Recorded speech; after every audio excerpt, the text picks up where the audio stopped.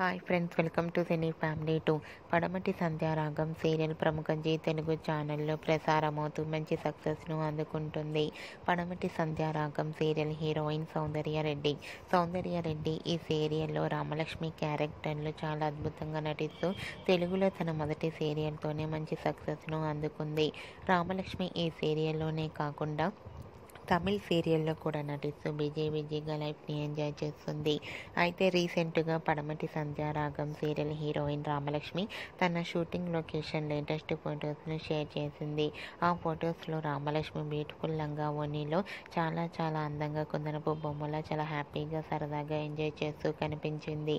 ఆ ఫొటో చూసిన వారంతా క్యూట్ అండ్ లవ్లీ ఏంజల్ అంటూ కామెంట్స్ పెడుతున్నారు.